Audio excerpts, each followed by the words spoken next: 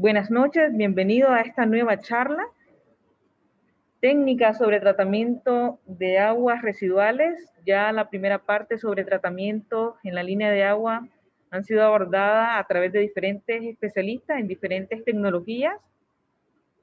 Y esta noche vamos a abordar ya la línea de gas, enfocados en el aprovechamiento que se puede tener. Nos acompaña para esta exposición Sebastián Rosenfeld. Él es ingeniero químico, formado en la Universidad de Ciencias Aplicadas de Berlín y actualmente doctorando en la Universidad Tecnológica de Berlín. Tiene experiencia de más de 16 años en el sector de saneamiento en Brasil, en América Latina, con el foco en la implementación y coordinación de proyectos de tratamiento de aguas residuales y aprovechamiento de biogás. Ha realizado consultorías internacionales frecuentes para la GIZ en Brasil, Perú, México y lo hemos tenido también por Nicaragua. Especialista en estudios económicos direccionados a plantas de tratamiento de aguas residuales y también plantas de aprovechamiento energético de biogás. Sin más preámbulo, le vamos a ceder la palabra al ingeniero Sebastián.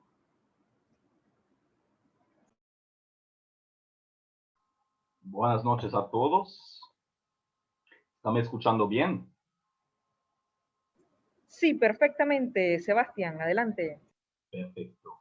Entonces, deja solamente cargar acá la charla.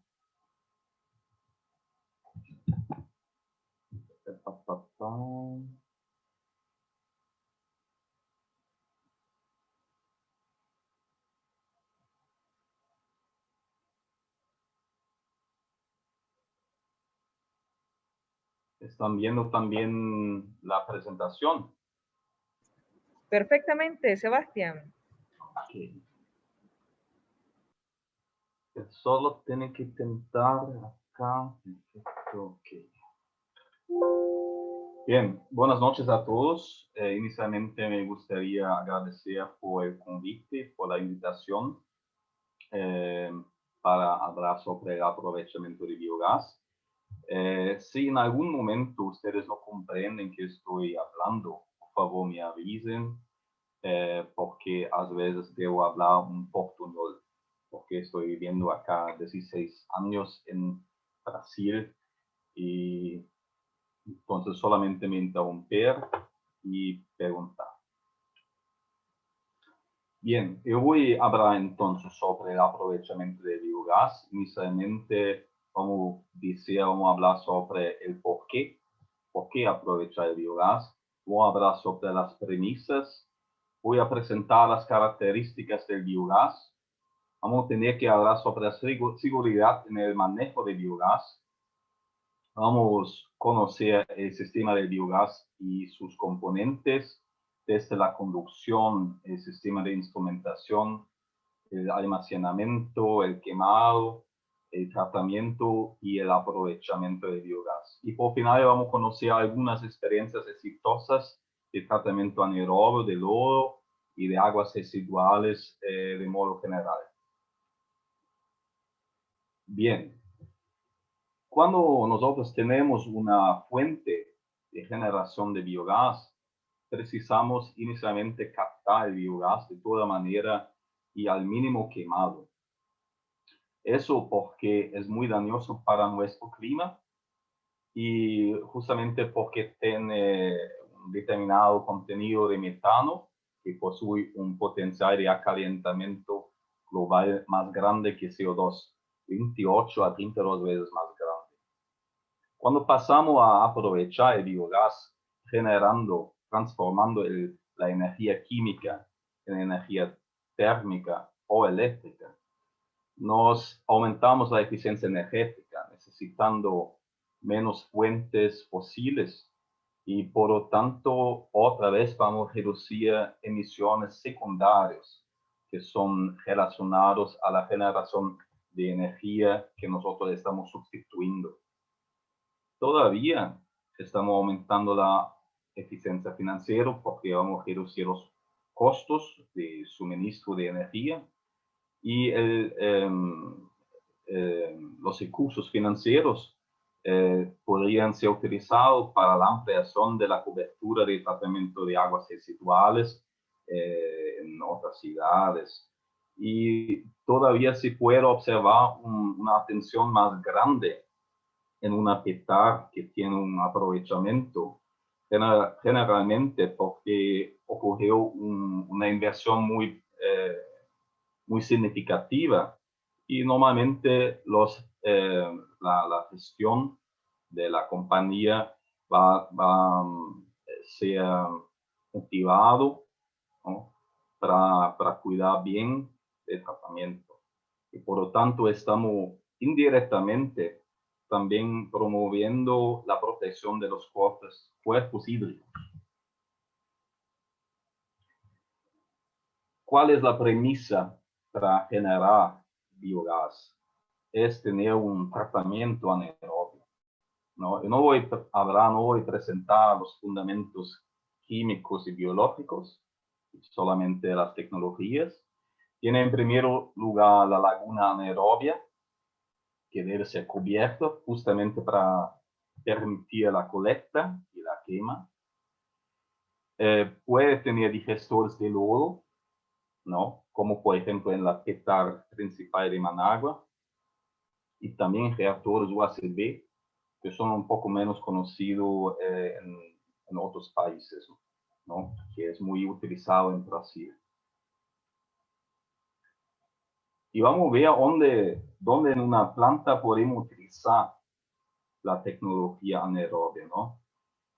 Acá tiene un arreglo de un tratamiento totalmente aeróbio. Toda carga orgánica es consumida, es reducida por medio aeróbio. Y cuando nos pasamos a ter por ejemplo, un digestor anaeróbio, nos vamos a implementar un sedimentador primario. Miren la diferencia. Y vamos a sacar ya una grande parte de lodo y de carga orgánica en esa etapa acá. Vamos a sacar una otra cantidad de lodo en el sedimentador secundario y vamos a pasar al digestor de lodo, donde solamente la fase sólida pasa por el tratamiento anaerobio, ¿no? Y con eso nosotros ya podemos promover una economía de costo de energía que sería necesario para promover la estabilización aeróbica del lodo, el tratamiento completo aeróbico de la carga orgánica, ¿no?, que estamos hablando de talleres 50-60%. Bien, el uso es más común en países más fríos, pero es muy común también en México, ¿no? Vamos a ver por qué es más representativo, por ejemplo, en países más fríos en comparación con la otra tecnología, el reactor UACB. Mira, el proceso de digestor es relativamente simple, ¿no? Nos vamos a alimentar el digestor con lodo de decantador primario y secundario, y vamos a tener que garantizar un aislamiento, un calentamiento eficiente, adecuado, para poder operar y garantizar la temperatura operacional deseada, que puede trabajar en el nivel de 35 grados, que sería un reactor mesofílico, o con 55 grados, que sería termofílico. No voy a entrar en detalles. Una otra cuestión que debemos tener cuidado es una mezcla eficiente, y eso tanto para garantizar un contacto intensivo entre el sustrato y las bacterias, ¿no?, y también para garantizar una homogeneidad de la temperatura. Y todavía debemos tener algunos equipos de protección y accesorios de la red de biogás que vamos a ver más adelante. Mira, eso acá es el arreglo con un digestor de lodo. Lo que pasa cuando optamos o cuando deseamos un digestor, un reactor UACB, nosotros vamos a sustituir el sedimentador primario con reactor UACB. Miran la diferencia nuevamente. todo el lodo es estabilizado en el reactor ACB, que es la etapa anaerobia, que ya reduce también la carga orgánica que llega al tanque de aeración, y donde sacamos el lodo y ya podemos enviar para la deshidratación y la disposición final. La diferencia principal, miren, acá solo el lodo pasa por la etapa anaerobia y acá todo el efluente pasa por el reactor, ¿no? Y eso es la razón por lo cual no está siendo utilizado en países más fríos para el tratamiento de aguas residuales, ¿no? Porque sería una dificultad de garantizar temperaturas elevadas en el interior del reactor. Miren, yo voy a presentar un poco más detalles sobre el reactor ACB, que, como ya dice, es muy utilizado en Brasil y en la India para el tratamiento de aguas residuales domésticos, pero en otros países de la América Latina no es muy utilizado. Pero en Nicaragua tiene, yo creo, al mínimo un reactor ACB, yo creo dos todavía. Es San Juan del Sur, la ciudad de San Juan del Sur tiene un reactor ACB también, ¿no? Y la otra ciudad no me recuerdo. El reactor ACB es en verdad una unificación. Ese reactor unifica varias funciones. El reactor es un sedimentador primario, es un reactor biológico, todavía un sedimentador secundario y un digestor de lodo formado, todo en un equipo, en un reactor solo. Las características principales del diseño son principalmente el tiempo de retención hidráulica, que debe quedar entre 6 y 10 horas, y la reducción de la carga orgánica que nosotros podemos lograr está entre 60 a 70%. Y el funcionamiento podemos ver en la figura acá, en la ilustración. El agua residual entra a través de un sistema de distribución junto al fondo, y el flujo ascendente atraviesa el lecho de lodo, donde ocurre la digestión anaerobia en razón de una mezcla muy intensiva entre la biomasa y el sustrato, ¿no? Y en la parte superior, acá, ustedes están viendo mi flecha. ¿Está? Espero que sí.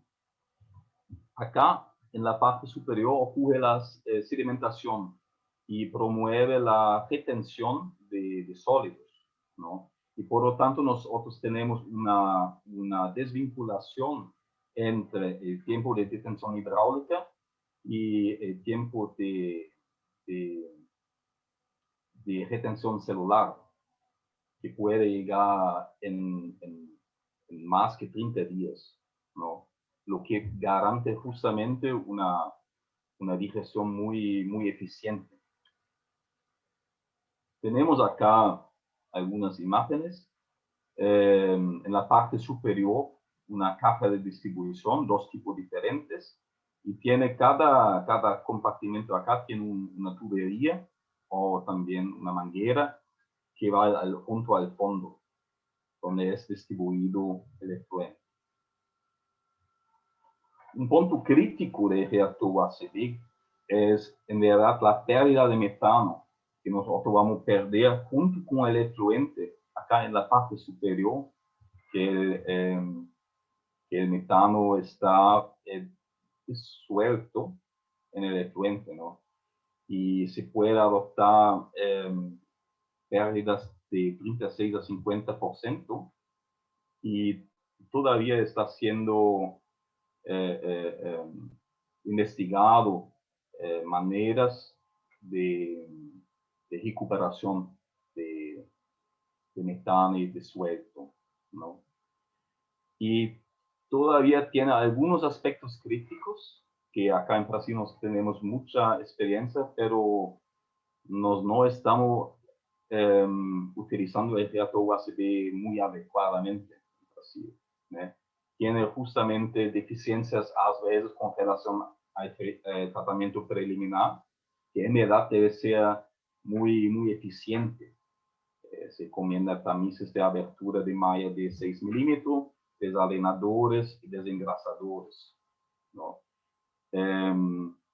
Porque si no, nosotros vamos a tener una acumulación de parte inerte de arenas en el interior del reactor, que va a reducir el volumen efectivo y por lo tanto va a comprometer la eficiencia.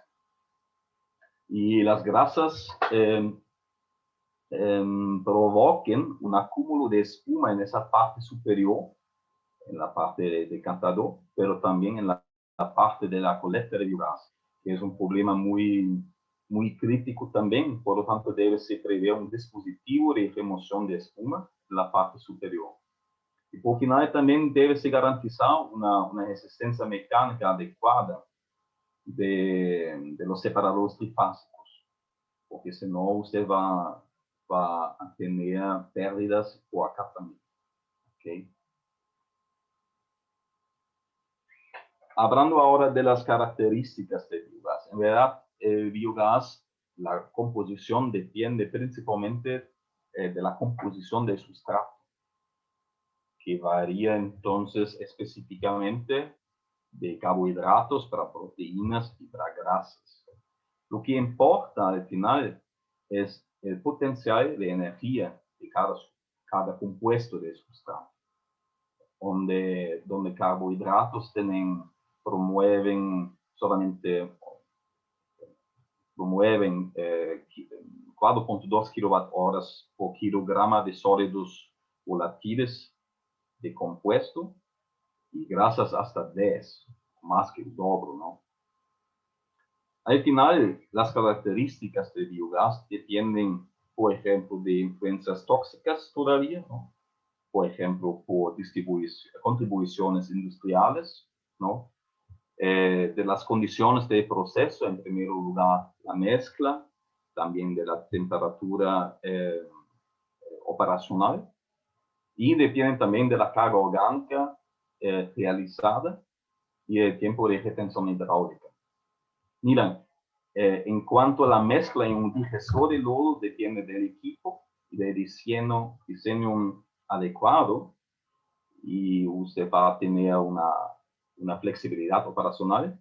En el caso del reactor UACB, nos precisamos pasivamente, ¿no? Aceptar lo que pasa en términos de caudal, ¿no? Porque, por ejemplo, cuando tiene lluvias fuertes, el caudal puede pasar de un valor permitido y puede reducir significativamente el tiempo de retención hidráulica.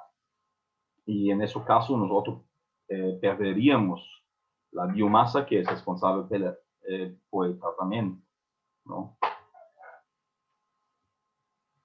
Bien, miren, la tasa de producción, considerando la composición característica de un sustrato, en un digestor, por ejemplo, puede variar de 0.8 a 1.3 metro cúbico de biogás por kilograma de sólidos volátiles destruidos. En un reactor ACB, la unidad de parámetro de generación de biogás es diferente. Miren, es 0.15 a 0.35 metro cúbico de metano por kilograma de DQO eliminado. En un ejemplo vamos todavía a conocer y saber y aprender cómo comparar el potencial de producción de un digestor con un reactor ACB. Bien, hablamos ya de la concentración de metano, que tiene metano, pero el biogás todavía tiene otros componentes que son de mucha importancia. Tenemos en el primer lugar el sulfuro de hidrógeno, que es responsable de la corrosión en tuberías y equipos, que puede en digestores de lodo variar entre 500 y 1500 ppm. En reactores UACB ya detectamos hasta 5.000 ppm, ¿no? Concentraciones muy elevadas. Tenemos un contenido de oxígeno que puede variar de 0 a 2 o 0 a 1% volumétrico, que es importante porque tiene una influencia con relación al riesgo de explosión. De metano ya vimos, pero la concentración entonces entre los dos procesos varía también. En un digestor de lodo tenemos entre 60 y 70%, y en un reactor ACB puede llegar a 85%. Tenemos, miren, acá ya tenemos el poder calorífico resultante directamente de la concentración de metano, que justamente hace con que nuestro biogás puede ser considerado un combustible, pero justamente un producto que podemos utilizar, ¿no? Pues el aprovechamiento, porque tienen justamente el tenor energético. Tenemos todavía dos componentes inertes, el dióxido de carbono y el nitrógeno. Bien. Y miren, acá, por final, tienen los compuestos orgánicos concílicos que tienen concentraciones muy bajas. Y con todo, es muy importante saber que tienen los compuestos orgánicos concílicos porque pueden dañar nuestros equipos de aprovechamiento, ¿no? Ahora, para poder comparar justamente el potencial entre un digestor de lodo y un reactor ACB, podemos ver los próximos dos ejemplos. Yo tengo escogido y estimado los números para una petar de 100.000 habitantes. Miren, queremos calcular el volumen de biogás producido adoptando un factor de generación teórico de 0.9 metro cúbico de biogás por kilogramos de sólidos volátiles destruidos. Entonces, sabemos que vamos a tener 2.141 kilogramos de sólidos volátiles destruidos. Sabemos porque realizamos el diseño de digestor de lodo. Multiplicamos con 0.9 y vamos a tener 1.927 metros cúbicos de biogás por día. Adoptando un contenido de metano de 60%, multiplicando justamente con el caudal de biogás, vamos a tener 11.500 kilowatt-horas por día. Miren, esa energía es la energía química que está dentro del biogás, ¿no? Vamos a olhar agora como está en el caso de reactor ACB. Adoptamos 0.17 metro cúbico de metano por kilogramo de DQO eliminado. También para 100.000 habitantes. Multiplicando justamente los 6.600 kilogramos de DQO eliminado, adoptado por el proceso de diseño, el diseño de reactor ACB, vamos a llegar a 1.122 metros cúbicos de metano.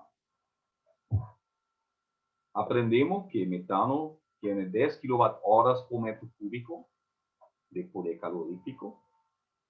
Por lo tanto, multiplicando la producción de metano y su poder calorífico, vamos a llegar a 11.220 kilowatt-horas por día, en el caso de reactor ACB.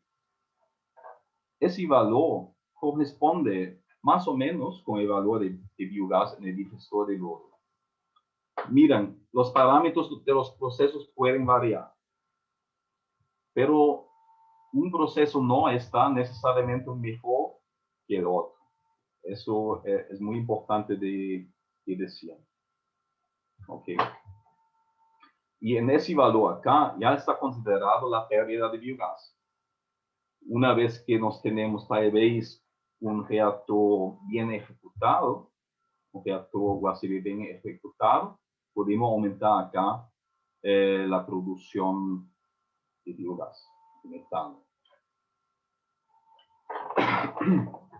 Miren, hablando de biogás, precisamos hablar también sobre la seguridad. ¿Okay? El hidrógeno y el metano son los principales compuestos que promueven o pueden promover el peligro o causan el peligro de explosión y también contribuyen para el efecto invernadero. El dióxido de carbono, el H2S, amoníaco, pueden causar peligro de intoxicación y o asfixia. Y todavía podemos tener la generación de olores. ¿Okay? Cuando hablamos de peligro de explosión, debemos saber que el peligro es definido por la composición de una muestra de la atmósfera en el local, por ejemplo, en el interior del reactor. Y miren, solamente en esa parte, acá abajo, tenemos el peligro. O sea, abajo de 4.4% de metano, acá está la concentración de metano, abajo de 4.4 y con más de 16.5% no tiene peligro de explosión. Y la misma cosa podemos definir para el aire. Acá aprendemos ahora la palabra alemana o aire. Entonces, con 58% o menos, no vamos a tener peligro de explosión, que corresponde a un contenido de 11.6% de oxígeno. ¿Okay?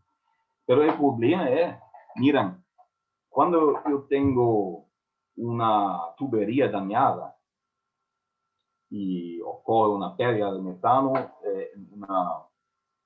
en la tubería, el biogás del interior de la tubería va a se misturar con el aire alrededor de la tubería, ¿no? Y en algún punto de la mezcla yo puedo tener una condición peligrosa. Es importante saber.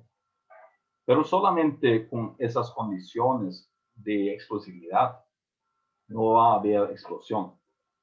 Todavía faltaría la fuente de ignición. Pero hay muchas fuentes de ignición y algunas están fuera de control para el operador, ¿no?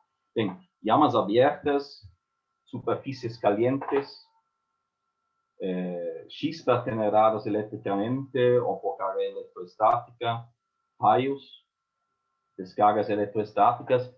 Hay muchas posibles fuentes de ignición. Entonces, vamos a tener que realizar algunas medidas de protección. Y en el primer punto debemos tener desarrollar un programa de prevención de accidentes. Debemos clasificar las zonas de riesgo en consonancia con las probabilidades y la duración de una ocurrencia, una posible ocurrencia de atmósfera explosiva. Debemos promover la capacitación adecuada de los operadores y proveerlos con equipos de protección personal. Debemos promover la ventilación en salas, edificaciones y todo más. Debe ser garantizada la distancia de seguridad para las instalaciones de biogás. Deben ser exclusivamente utilizados equipos a prueba de gas. Y evidentemente debemos realizar una operación regular del sistema, que consiste de inspecciones periódicas de las instalaciones, la verificación periódica de la hermeticidad, el monitoreo de la presión operacional y de calidad de biogás. Y por final, precisamos realizar el mantenimiento preventivo y correctivo. ¿Okay? Vamos a hablar ahora sobre el sistema de biogás. El arreglo general es el proceso anaerobio, puede ser digestor de lodo o el reactor ACB o la laguna anaerobia cubierta, y que produce el biogás, y el biogás pasa por un sistema de instrumentación. No vamos a tener un quemador, una unidad de almacenamiento, el gasómetro. Vamos a tener un sistema de condicionamiento y por final la unidad de aprovechamiento. Estamos viendo acá el arreglo, por ejemplo, con dos digestores, ¿no? Y el arreglo precisa de una serie de accesorios que los principales son las válvulas de alivio de presión y de rompedora de vacío. Precisamos de válvulas Kobayama. Y, por ejemplo, en el caso de digestor, todavía precisamos un separador de partículas, porque acá también tiene la formación de espuma, ¿no? Todos los sistemas precisan una trampa de condensado, donde vamos a remover una grande parte de la unidad. Y vamos a tener también el dispositivo de instrumentación, de caudal y de calidad. Un caso especial es cuando nosotros tenemos dos unidades de generación de biogás, precisamos todavía una válvula de retención para poder, por ejemplo, desactivar una unidad para mantenimiento y la otra puede continuar funcionando sin que el biogás vuelve al digestor en mantenimiento, ¿no? Bien, el principal del sistema de conducción son los gasoductos, ¿no? Que precisan tener una serie de resistencia mecánica, térmica y química. Podemos utilizar tubería en acero inoxidable o también en polietileno de alta densidad. No debe ser utilizado tubería en PVC por cuestiones de incendio, ¿no? Y en esa imagen de acá estamos viendo una tubería de HDPE y acá una de acero inoxidable. Tenemos una velocidad cuando ocurre la conducción pasiva, o sea, sin soplador, la velocidad debe quedar entre 3 a 5 metros por segundo. El diámetro no debe estar debajo de 50 milímetros. Y no debemos garantizar que no tiene esos puntos acá fugas de biogás. ¿Okay? Acá tiene algunos accesorios. Acá el filtro de grava de cerámica para la remoción simultánea de sedimentos y condensado, normalmente instalado junto al topo del biodigestor. Acá no tenemos la trampa de sedimento y condensados, que es muy común de encontrar. Algunas imágenes acá de un dispositivo de protección contra sobrepresión y vacío, ¿no? Una válvula Kobayama, una válvula reguladora de presión y un soplador, ¿no? Tenemos todavía entonces la instrumentación. Para la medición de caudal podemos utilizar medidor Vortex, que no es muy conocido, ¿no? Tenemos el principio de funcionamiento acá mostrado. Tenemos un obstáculo y están generadas turbulencias y tiene acá receptores que pueden medir justamente la frecuencia de las turbulencias y por lo tanto es definido el caudal. Tem todavía el medidor másico por dispersión térmica, medidor ultrasónico. Tenemos acá una instalación de medición de presión y acá de presión está acá y de temperatura. Puede ser y debe ser medido la composición de biogás. La concentración de metano y de CO2 está siendo medido por sensores ópticos, infrarrojo no dispersivo. Y nosotros tenemos justamente puntos de muestra, normalmente después del reactor anaerobio y antes y después del tratamiento de condicionamiento de biogás. El H2S y oxígeno nosotros vamos a medir con sensores electroquímicos y ese equipo es relativamente caro, cuesta más o menos 50.000, 60.000 dólares, pero es indispensable, ¿no? Y en una planta que cuesta $1.000.000 de dólares, 60.000 no es tanto, ¿no? Bien. La próxima unidad que voy a presentar es el almacenamiento, que en caso de solamente quemar el biogás es necesario, pero sin recomendable para garantizar una quema eficiente y posibilitar el uso energético de biogás en una futura situación. Cuando nos tenemos una unidad de aprovechamiento, es obligatorio. Justamente nos vamos a ver en la próxima hoja para homogeneizar o para permitir el suministro de biogás constante para la unidad de aprovechamiento. ¿Okay? Porque la cantidad producida, la producción instantánea, la va a variar durante el día, ¿no? En cuanto al consumo de equipo de aprovechamiento, normalmente es constante durante el día. Bien, de toda manera, el volumen de almacenamiento depende de las características de generación y la forma de uso de biogás, pero podemos decir que debe estar más o menos entre 30 y 50% de volumen de biogás generado diariamente. Nosotros diferenciamos los tipos de almacenamiento conforme el nivel de presión, donde normalmente en una petar utilizamos sin presurización o de baja presurización. Miren, y acá estamos viendo justamente lo que había dicho en la hoja anterior. Imaginan un digestor que es una vez por día en oro.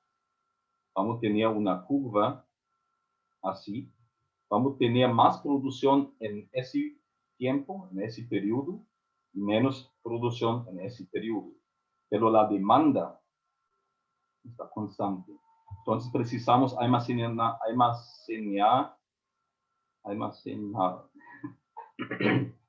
el volumen, ese volumen acá, durante ese periodo y ese periodo. Podemos reducir el volumen necesario cuando utilizamos, por ejemplo, una alimentación al digestor de lodo semicontinuo. ¿Okay? Eso es normalmente realizado así, operado así en hectáreas más grandes. Tiene acá la presentación de algunos tipos y el más utilizado es el gasómetro de membrana doble sometida a aire comprimido. Acá nos tenemos el funcionamiento, ¿no? La membrana externa acá está inflada de tiempo permanente, ¿no? Y va justamente a regular la presión en esa parte acá, ¿ok? Eso por medio de sopladores y una válvula reguladora de presión. Y esa membrana acá va a subir y descer conforme el nivel de lleno, ¿no? de almacenamiento. ¿Okay? Importante decir todavía que normalmente está siendo operado con una presión de 15 a 30 milibar, 15 a 50 milibar. ¿Okay? Tenemos el quemador de biogás, que también debemos tener en una petar sin unidad de aprovechamiento, justamente como ya había dicho, para reducir el impacto ambiental, ¿no? Para aumentar la seguridad del sistema y para reducir los malos olores. Cuando una petar tiene un sistema de aprovechamiento, también precisa de quemador, porque puede tener fallas operacionales o trabajos de mantenimiento, y en ese caso también debe ser garantizado la seguridad del sistema. Y todavía puede ocurrir el exceso de biogás. Tenemos 3 tipos de quemadores. Una vez el abierto, el cerrado y el semicerrado. Okay. Los abiertos son los quemadores más baratos. Podemos visualizar la quema y el funcionamiento por tener una llama aparente. El sistema ofrece una eficiencia muy reducida en comparación a los demás quemadores, que tampoco es garantizado pelo suministrador. Okay. El quemador cerrado, en el quemador cerrado la combustión ocurre en el interior de una cámara de combustión con una temperatura de 1000 grados que garante justamente una eficiencia de quema hasta 99%. Y por causa de y es garantizado con aislamiento térmico, que la pared externa tiene menos que 80 grados, y con eso la área de seguridad requerida es reducida. Y los quemadores semicerrados combinan las características, ventajas y desventajas de los quemadores abiertos y cerrados. El tratamiento de biogás es la última etapa antes de llegar al aprovechamiento. Y nos tenemos que definir el tratamiento en conformidad de las características del biogás generado y las exigencias de uso. O sea, la cogeneración, la combustión y uso mecánico demandan la eliminación de siloxanos, de H2S y de humedad. Esa etapa acá es la más común en la América Latina que vamos a precisar conocer. Todavía tiene en Brasil ahora un proyecto de investigación y desarrollo que investiga el uso vehicular, pero todavía no es garantizado la viabilidad. Para el uso vehicular y para sustituir gas natural, precisamos entonces todavía la eliminación de CO2, pero eso no es muy interesante en ese momento para nosotros, ¿ok? Todavía podemos llegar así en biometano. Y una última etapa muy avanzada es el reformado de metano para producir hidrógeno, que nosotros podríamos utilizar en células de combustible, que no es importante para nosotros en ese momento. Miren, el tratamiento de biogás más convencional que ustedes van a conocer va a ser la remoción de humedad, utilizando un secado por condensación, que es el proceso más utilizado, más conocido, es simple, ¿no? Y es necesario justamente para reducir los desgastes y la proporción de componentes de procesamiento de gas. Y se basa en el principio de la remoción de condensado por enfriamiento de biogás debajo del punto de rocío, que provoca la formación de condensado y permite posteriormente su remoción. Es importante decir que los filtros de carbono activado exigen la deshumidificación, ¿ok? Y en esa imagen podemos ver justamente cómo funciona, cómo aparenta la apariencia de un sistema así, ¿no? Que es esa parte acá. El tocador de calor, el intercambiador de calor y el compresor. Bien. La próxima etapa es la remoción de sulfuro de hidrógeno. ¿Okay? Están viendo que hay muchos procesos disponibles, pero no vamos a hablar sobre todos esos procesos ahora. ¿Okay? Yo quiero solamente presentar una combinación de 2 procesos. Una vez la remoción de sulfuro de hidrógeno o biodesulfurización, que funciona por medio de microaeración que puede ocurrir en digestores anaerobios o gasómetros por medio de inyección de aire en condiciones controladas. Eso es muy importante justamente para evitar el riesgo de explosión, ¿no? Se acuerdan que había el triángulo que definía, por ejemplo, la composición peligrosa. Y lo que ocurre es la oxidación biológica aeróbica de H2S a azufre elemental. Con ese proceso, que es muy barato, podemos reducir de 1500 o 5000 a un valor de 300 ppm, 400 ppm. Pero es un método no muy tecnológico, entonces nosotros no podemos garantizar la eficiencia, ¿okay? Vamos sin garantizar una remoción gruesa.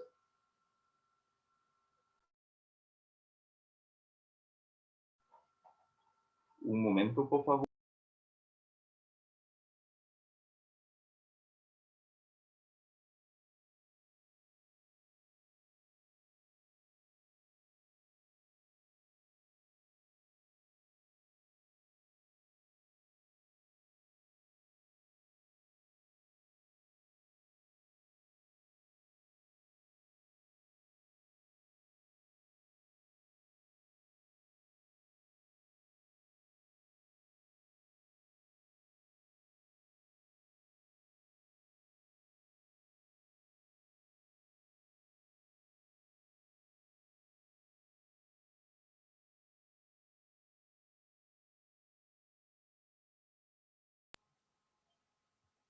Como que estaba llegando.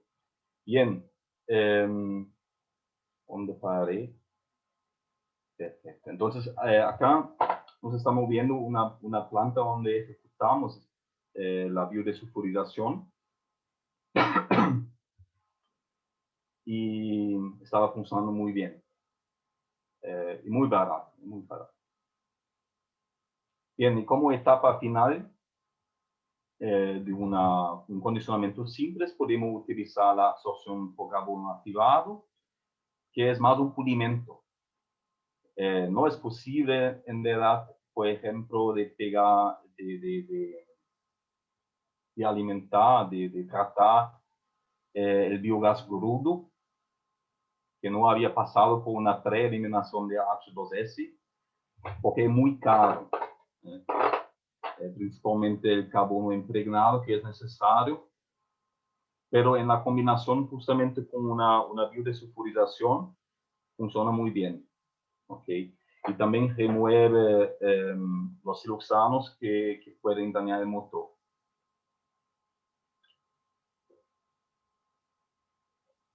Miren, esa parte acá es el filtro de carbono activado. Bien. Vamos a llegar ahora al aprovechamiento de biogás. Recuérdense que yo había dicho que el metano en el biogás hace con que el biogás es un combustible, ¿no? Y que el metano en verdad es una energía química que nosotros podemos teóricamente podemos utilizar como combustible para vehículos, podemos promover inyección en la red de gas natural, pero no son soluciones actualmente para América Latina. Más interesante actualmente sería la transformación de energía química para energía térmica, donde nos tenemos la caldera a gas y el secador de lodo. Y una otra posibilidad es la generación de energía eléctrica o la cogeneración de energía eléctrica con energía térmica. Por ejemplo, en motores a gas estacionarios con generador. Todavía tiene microturbinas a gas y células de combustible que no son interesantes para el mercado todavía en América Latina o no presentar una viabilidad económica. ¿Okay? Y una otra posibilidad es la transformación de la energía térmica en energía mecánica por medio de máquinas rotativas a gas. Agora, justamente, para ser uma tecnologia adequada, sempre precisamos considerar os aspectos econômicos, técnicos e ambientais. Por que eu digo isso? Porque pode variar de Peru a Brasil.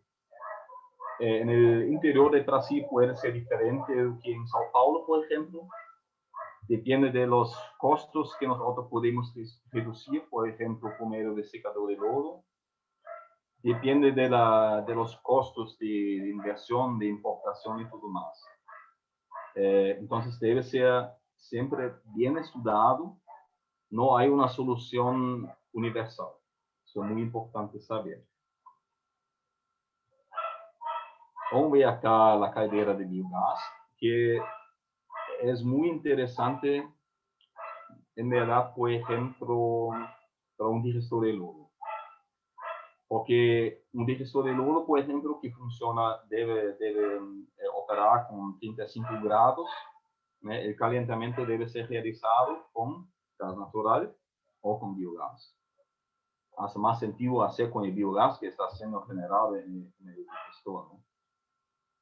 Y ocurre simplemente por la conversión de calor, de esa energía química que tiene el biogás, y que utilizamos para generar agua caliente o vapor, que después podemos utilizar, por ejemplo, en un intercambiador de calor, ¿no? Y la ventaja de calderas es su eficiencia de conversión, su rendimiento, ¿no? A 90 grados, superior a 90 grados. Normalmente se utiliza calderas bicombustible para el caso de escasez de biogás. Biogás puede ser compensado si, entonces, por ejemplo, con gas natural, ¿no? Y tiene algunos requisitos al biogás. El metano debe estar superior al 50%. La humedad relativa debe estar debajo del 60%. Y los compuestos sulfurosos precisan estar debajo de 0.1%. Una otra solución muy interesante es el secado de lodo. Justamente porque en una petar no vamos a producir mucho volumen. Y dependiendo de los costos de transporte y de la disposición final, el costo evitado puede viabilizar el proceso de secado de lodo, ¿no? Los procesos varían en conformidad con la forma de transferencia de calor, la presión operativa, los aspectos constructivos. En esa imagen acá estamos viendo un fabricante de Brasil, Hebrecht. Otro fabricante mundialmente conocido y también yo creo presente en Nicaragua es la Hoover, ¿no? Entonces el secado de lodo es una solución muy interesante. Ahora mi solución favorita son los motores generadores. Justamente por la posibilidad de generar energía eléctrica y térmica al mismo tiempo. Tenemos dos principios, una vez el ciclo Otto y una vez el ciclo Diel, es prácticamente la misma diferencia como en un coche, ¿no? Un ciclo Otto precisa realizar el encendido a través de una bujía y un ciclo Diesel precisa un aceite de encendido adicional, ¿no? Y ocurre después por la compresión. La eficiencia de conversión de energía, el rendimiento depende del tamaño del motor y de la carga. O sea, yo puedo trabajar con el motor con su carga nominal máxima, ¿no? Y yo puedo trabajar hasta 50% de su carga también. Entonces yo tengo una cierta flexibilidad también con el motor. Y las eficiencias vamos a ver en la próxima hoja. Pero la eficiencia térmica y eléctrica juntos llegan hasta 85-90%. ¿Okay? Una cosa muy interesante, una característica muy interesante es la forma constructiva, de qué manera está suministrado. Hay la posibilidad de instalación en un edificio y todavía tiene la posibilidad de comprar ya en un contenedor pronto. Solamente precisa ejecutar la losa de hormigón y es muy práctico. Miran, yo trabajé más con ciclo Otto, que tiene la ventaja de generar menos emisiones atmosféricas, necesita de poco mantenimiento y la eficiencia total, o sea, la suma entre la eficiencia eléctrica y térmica junto, llega en un nivel más alto que en el caso de ciclo diésel. En cuanto al motor ciclo diésel, tiene un costo de inversión un poco reducido, pero por el otro lado precisa de aceite de encendido para combustión, ¿no? Las potencias eléctricas, ¿no? Disponibles en el mercado, o sea, los motores pueden ser comprados con potencias entre 16 kilowatts, que no tendría viabilidad económica en América Latina. Yo creo 200 kilowatts ya tendría una viabilidad económica, hasta 3.7 megawatts. Y el motor a ciclo diésel de 2 kilowatts a 2 megawatts. Tiene todavía una diferencia en la vida útil, que es 60.000 horas en el caso de ciclo Otto y 35.000 horas en el ciclo diésel. Bien, y la última forma que voy a presentar de aprovechamiento son máquinas rotativas a gas, que por ejemplo en una PETA podemos utilizar para los equipos de aeración, los operadores. Esa forma justamente promueve una reducción hasta 15%, porque sacamos prácticamente fuera la pérdida por el generador eléctrico, ¿no? Y de toda forma es posible de acompañar un generador como un aditivo para absorber la energía mecánica en exceso, ¿no? Bien. Eso mismo con relación al aprovechamiento de biogás. El aprovechamiento de biogás configura un incentivo para la captación de un gas contaminante, el metano, un potencial elevado de efecto invernadero, de calentamiento del clima. Nos aumentamos la oferta de energía, produciendo ella la energía en la PETAR. Por producir la energía en la PETAR, que normalmente está ubicado distante de la ciudad, nos aliviamos la red de distribución de energía eléctrica. Normalmente la PETAR es el mayor consumidor, ¿no? Nos vamos a ahorrar costos operacionales con energía eléctrica. Los costos pueden ser liberados para realizar inversiones que permiten el aumento de la cobertura de atención de servicios de colecta y tratamiento de aguas residuales. Y sí, vamos a mejorar el tratamiento de aguas residuales, se recuerda, como yo había dicho en la tercera hoja, ¿no?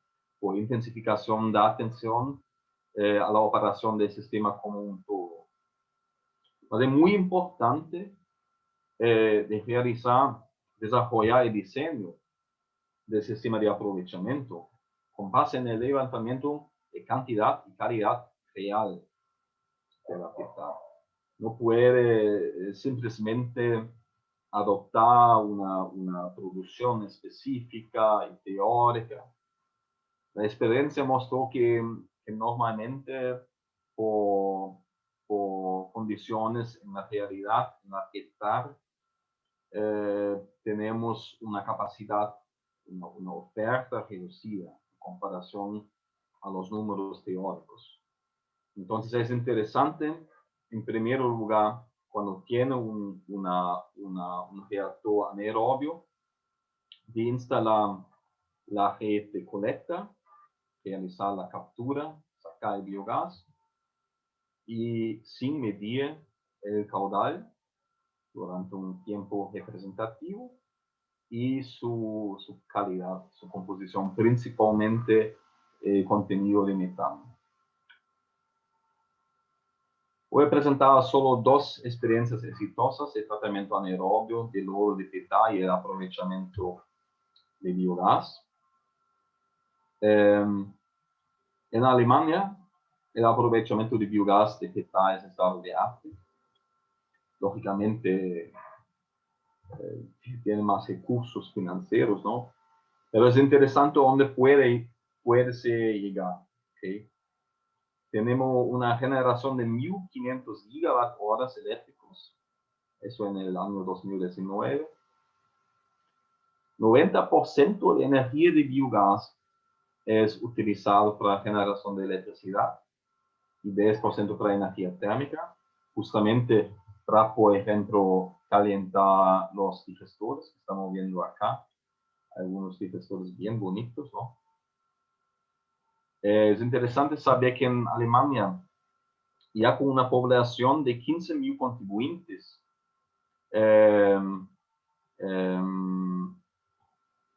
podemos tener la viabilidad económica para ese sistema de aprovechamiento de biogás. Pero eso no es válido, eso no permite conclusiones referentes a la viabilidad económica en Brasil, México, Nicaragua, Perú. Realmente tiene que realizar una evaluación económica, ¿no? Considerando las particularidades de cada país. Acá tiene todavía una curva muy interesante que muestra, es una forma de representar una distribución de 175 hectáreas, ¿ok? Donde 50% de todos los hectáreas generaron 40% más o menos de su propia energía. ¿Okay? Y tiene hectáreas todavía que producen más energía do que utiliza, ¿no? Generalmente las hectáreas más grandes. Es una visión muy bonita, yo creo, muy interesante. Y acá tenemos una experiencia de Perú, de Cusco, es la PETA San Jerónimo, que presentaba una producción. Ya había digestor, ¿no? Miren acá el digestor, acá el post-digestor con el almacenamiento acá en el topo. Ya presentaba entonces una producción de biogás debajo de lo esperado.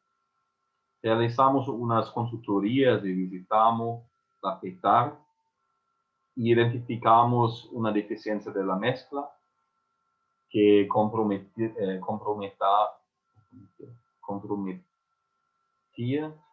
perdón, la distribución uniforme de temperatura, ¿no? Y la EPS será Cusco, la compañía, mejoró la distribución de loros calentados.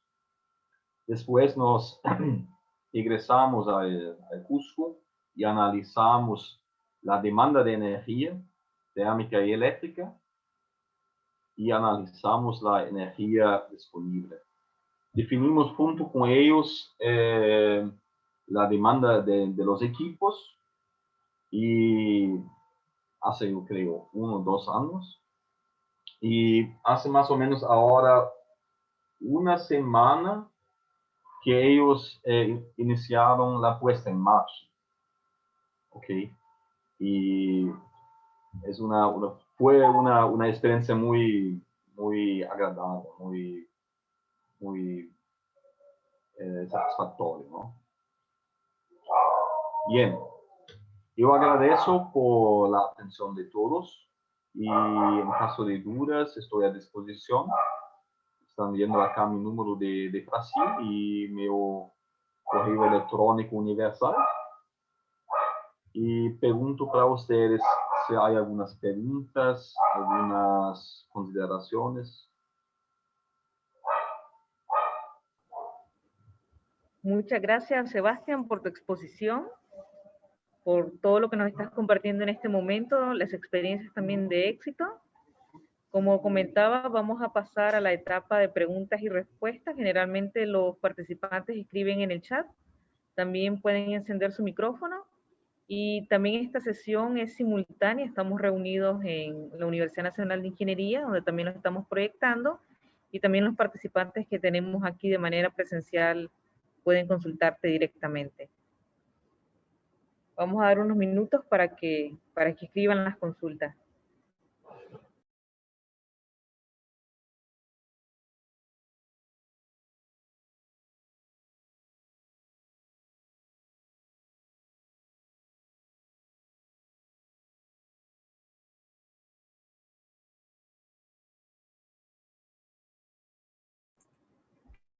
También compartirte que durante tu presentación mencionaste 2 PETAR con tecnologías de USB que visitaste. Efectivamente, una fue San Juan del Sur y la otra fue Boaco. Y actualmente pues se han desarrollado o se han construido más plantas que también está tomando en auge esta tecnología que es el USB acá en Nicaragua.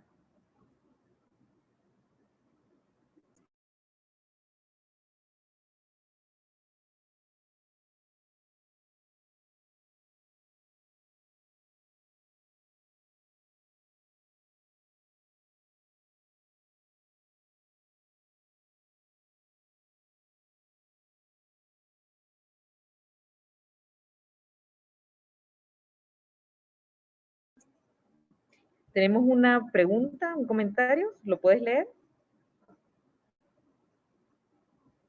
Comentan el aprovechamiento del biogás como energía eléctrica para abastecimiento de una PETAR es rentable, tomando en cuenta que el sistema de aprovechamiento se tiene que dar operación y mantenimiento y tiene eso un costo también.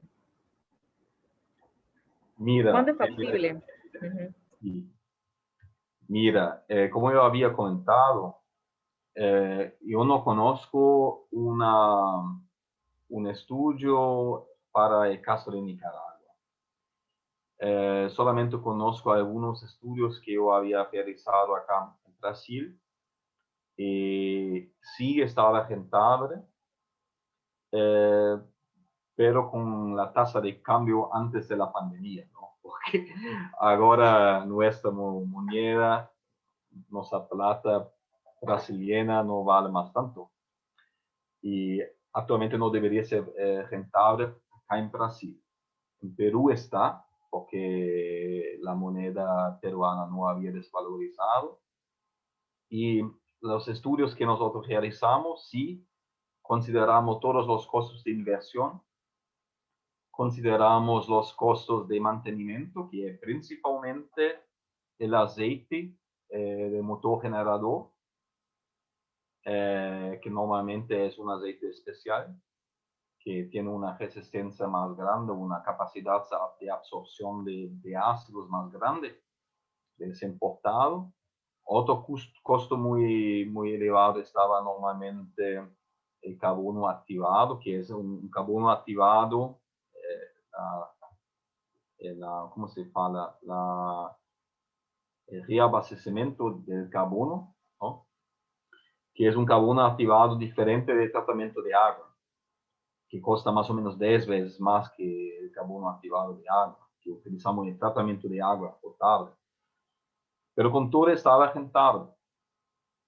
Yo recomiendo el desarrollo de un estudio allá en la Nicaragua.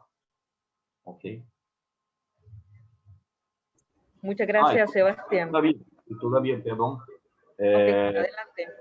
Sí, y todavía cuando hablamos de, por ejemplo, de un digestor de nodo, y que podemos utilizar la energía térmica para reducir los costos con relación al manejo del lodo depende también de una que está para la otra. No es un parámetro igual para todas las que están en un único país. Depende de los costos realmente que pueden ser ahorrados. Muchas gracias, Sebastián. Efectivamente, pues previo a hacer un aprovechamiento de biogás hay que hacer un estudio de factibilidad con las condiciones locales. También hay otra consulta. En caso de plantas compactas de USB, esta persona ha visto que en algunas empresas de Brasil no se realiza el quemado del gas, sino solo se utiliza un filtro de gases para la reducción de malos olores. ¿Qué opinión tiene si esto es factible o perjudicial? Mira, la tecnología reactor USB, ¿no? Fue desarrollado más o menos al final de los años 70 con la contribución de algunos investigadores, cientistas holandeses, y fue implementado en grande escala por todo Brasil. El objetivo en los años 80 fue, en verdad, inicialmente reducir con poco costo de inversión significativamente las cargas orgánicas emitidas a los cuerpos hídricos. En los años 80 no estaba así mucho preocupado con el cambio climático y todo más, pero está mudando, está cambiando. No solo el clima, también la conciencia. Y yo digo que es absolutamente irresponsable que tenía un tratamiento anaerobio sin realizar la quema. Mira, un sistema de quema debe costar algo 50, 200 mil reales brasileños. Mira, deja cambiar rapidinho na cabeça. Un instante.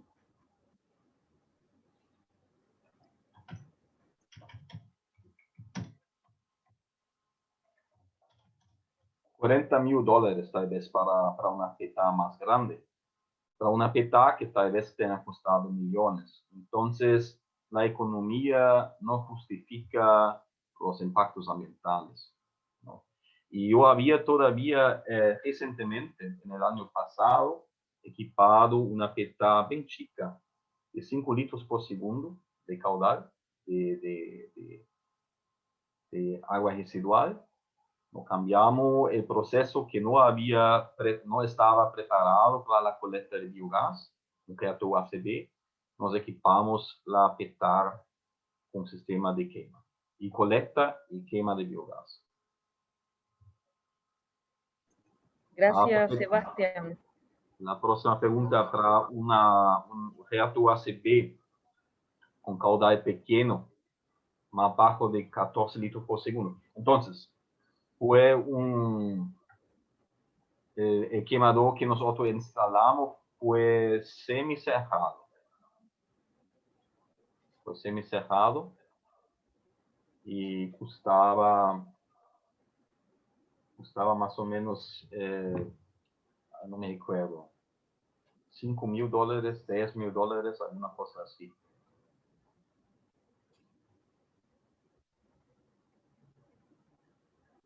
La próxima pregunta también, a partir de qué caudal se puede proponer el uso de un quemador. Mira, yo no me recuerdo de los caudales de las que está en Boaco y San Juan de Sur, pero no estaban hectáreas muy grandes. San Juan de Sur tal vez 10 litros por segundo, 15, y había un quemador. ¿Okay? En verdad es un poco diferente. A partir de cuál caudal podemos utilizar el reactor ACB, ¿no? Porque el reactor ACB, como yo había dicho, es sensible con relación a la variación significativa de caudal.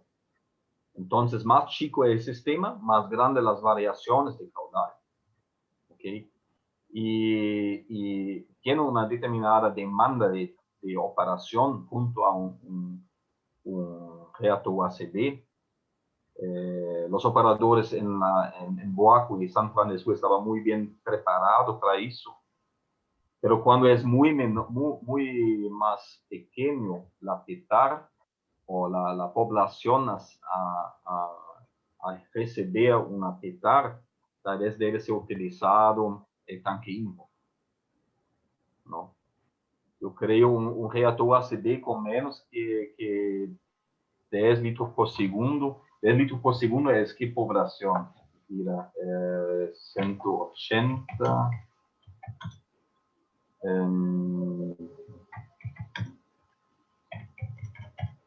Yo creo 10.000 a 15.000 habitantes más o menos. Yo instalaría un reactor ACD. Y entonces ya con un sistema de quema. Es mi opinión. Gracias, Sebastián. Por acá tenemos una pregunta. ¿Qué futuro tiene el biogás con la tendencia de motores eléctricos? Mira, independiente de desarrollo de los motores eléctricos, imagino yo. Lo que pasa es de la manera que las frotas de vehículos, ¿no? Fabricantes de motores automovilísticos, tal vez cierran su producción, queda más pequeño la escala de producción, tal vez los motores van a quedar más caros. Eso podría influenciar la factibilidad económica, ¿no? Pero de toda manera, no vamos a tener siempre un combustible regenerable, alternativo en una PETAR que debemos utilizar, porque no vamos a precisar en una PETAR, no tenemos una demanda de energía eléctrica. ¿Y por qué nosotros deberíamos utilizar motores eléctricos si nosotros tenemos un combustible? Okay, eso es mi opinión.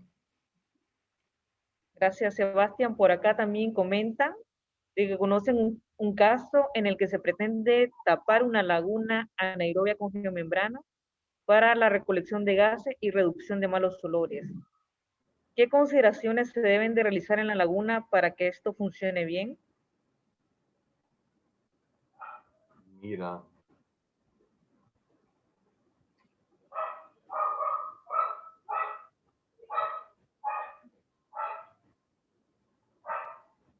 bien, depende inicialmente de la forma de la cobertura. Yo creo que hace más o menos tres maneras. Una manera es la camada doble, pero es muy cara. No tiene factibilidad económica para América Latina. Había una forma constructiva de utilizar una sola membrana, só que el método constructivo no permitía la seguridad del sistema. El sistema estaba muy vulnerable con relación a vientos y lluvias, ¿no?